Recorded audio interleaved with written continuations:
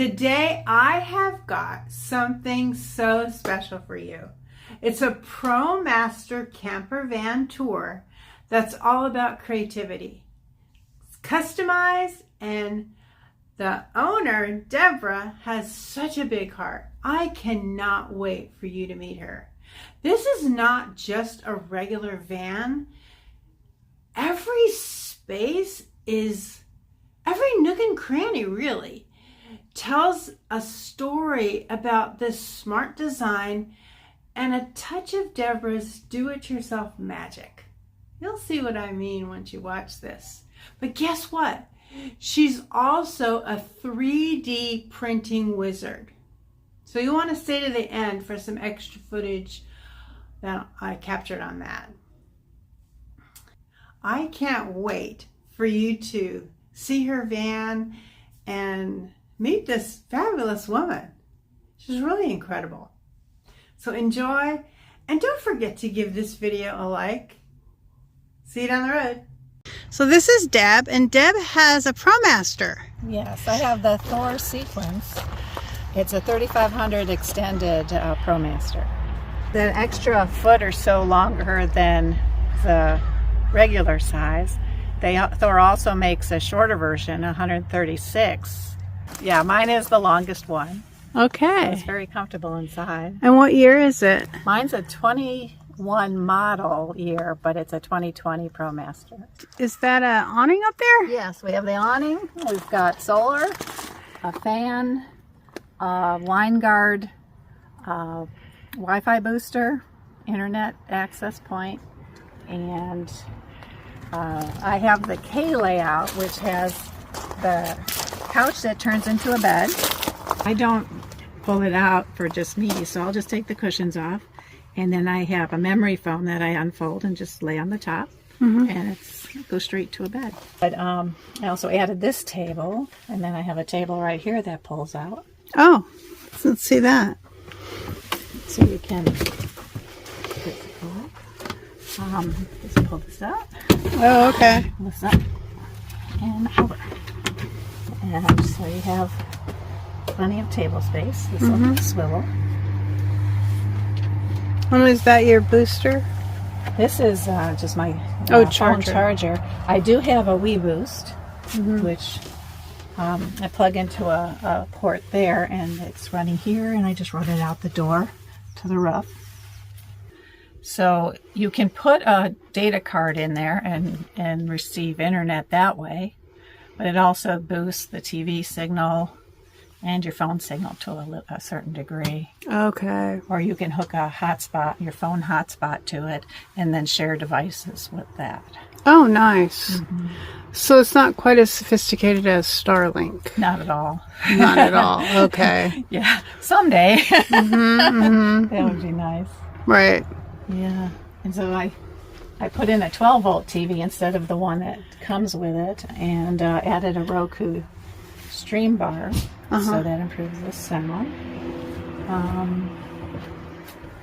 And a USB pump for filtered water, and added an IKEA board here, which is nice, and then added mirrors to the doors to give it a little bit more space. And it has a nice big refrigerator and freezer. So plenty of room there, plenty of storage. And then of course the bathroom's back. So the shower is there inside the doors, and I also added a diverter to go into a bucket. I do not have a water miser, but this is my poor man's water miser. Goes into a gallon jug, and it has a nice big wardrobe, so storage in there, and drawers along the bottom. Nice. Very nice. It's very roomy. Yeah, I like to keep it very minimalist so that I don't feel cluttered. Me too. Yeah, I love it like this too. That's awesome. Thanks for showing me your van. Certainly. So I understand that you've done some modifications to your electrical. Yes.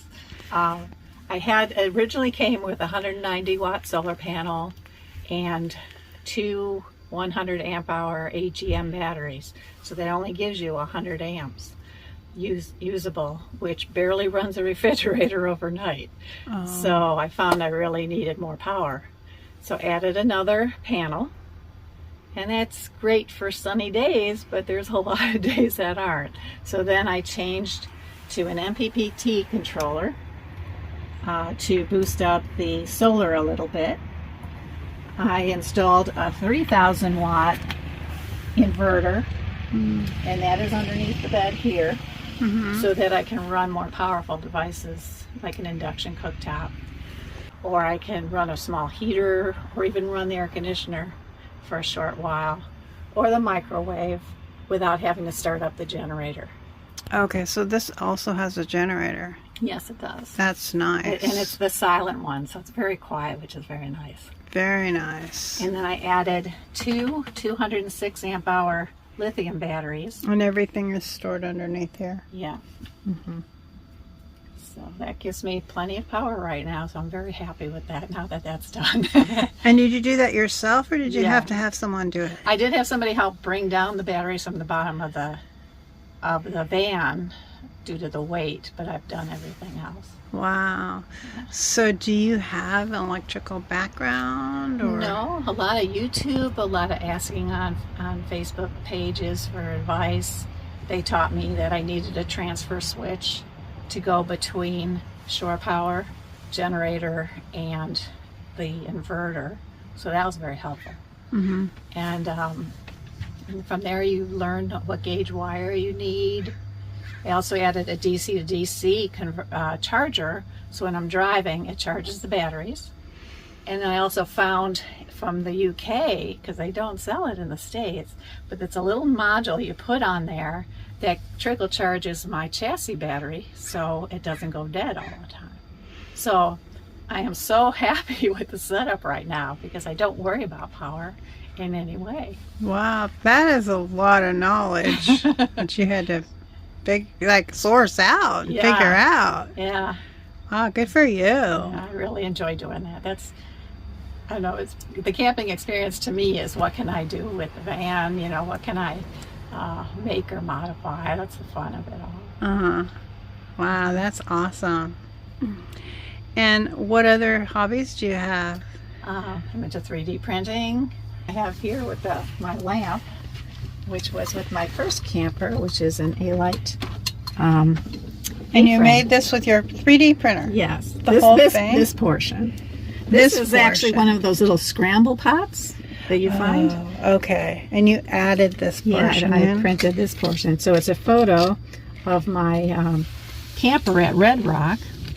And here, let me unglue it a little bit. And so there's my Prius. I was able to pull that with the Prius. Oh, wow. And there's the other A-frames I was camping with.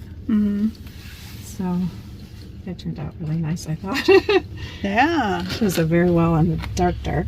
What other things do you make with it? I do a lot of practical things. Like there's for the curtains that I hang, there's a bracket that holds that in place. I made the base for this so that I could raise it higher when getting water, so you don't have to worry about it with a sink height. So what kind of material is this? It's called PLA, which is a plastic. It's made from cornstarch, so it's very safe and very easy to print with. So most things I print with that, unless it requires high temperatures, and then you use a different type of filament. Oh, I can show you some games I printed up. I also have a little CNC machine, but this is my Rumicube set that I made on the 3D printer. So it's all a bunch of mini tiles with all the right colors. And this I just routed out so you can put your tiles in there to hold them. Wow. This is a cribbage board if anybody plays cribbage. So you can store your cards in there and play on that. And so do you need a pattern, obviously? Well, with like in this case, there are many, just thousands and thousands of things you can download to print on various sites like Printables, Thingiverse, And so you can just download what other people have done and print it up. This is a screw and bolt measuring tool made with my new 3D printer, which does multicolor. So it prints row by row by row, and then the last couple rows it changes the filament color and brings it in and prints the numbers on top. And this is with your new printer? Yes. Wow. And it did this took 2 of these at the same time, took an hour and a half to make, where with most 3D printers it would probably take 4 times that long. Very slow printing because it's got to put down each little layer. Mm-hmm. I don't think we can see the layers in here. You can't even see the huh? layers on this one. Yeah. So, I mean, it's very high quality machine, so I'm very happy right now. Mm-hmm, mm-hmm. My new toy. Yeah, and then you had made me these keys for a project I'm doing. Right. So, in this case, it's a beautiful graphic design, but I had trouble bringing it in to be 3D printed with the multi-dimensions. But I was able to bring it in flat mode and printed these so that it kind of goes with our theme. Yeah, they turned out great. Everyone says, are you an engineer? And it's like, no, but I sure wish I had been when I was younger. But it wasn't really a career path for women back then so much. So, but yeah, So do you just do it as a hobby, or are you thinking you would like to turn it into some kind of a small business at some point? Or well, at this point, I don't really like to make a business out of my hobbies because I tend to change hobbies fairly often. I'm a prototype kind of a person. I like to learn all about it, try it, make things, help friends with any kind of solution I can help them with, and go from there. But you know, I guess like with my new machine, since it is very fast, it would be easier to do some mass production. But at this point, since usually prints can take anywhere from 4 hours to 2 days to print, with the newer one, it does take about 1/4 of the time. So it's easier to make it, let's say, a business. But no, I'm not. I mean, I'm retired. I love being retired. It's nice not to have the pressure of making it a job itself. Mm-hmm. And you think that if you turned it into a business, it would be more of a job, an obligation? I think it would the responsibility of making sure the orders were done to their satisfaction, also my satisfaction. I want it to be right. Would take some of the joy out of the hobby itself. Mm-hmm. So let me ask you a question. What does prosperity mean to you? Basically helping people solve any issues they may have. Right now it's my camping friends. If they need an adapter for something, then I can 3D print it for them. It gives me the opportunity to solve a need for them and learn maybe a new process or a new design program on what I might need to do to create. You're a creator. Yeah, I do like to create things, yes. Yeah. That's a great prosperity goal. So what other types of materials can you print with your 3D printer? And does it matter what printer you have? It can matter as far as whether the printer is enclosed and whether it has a heated bed, because certain filaments such as ABS, ASA, nylon, polycarbonate. Like what types of things would you make with those different? Well, nylon is very strong, and very temperature resistant, but it's also difficult to print with because of those characteristics. So it might not stick to the bed, in which case then it shifts as the head moves back and forth as you're printing.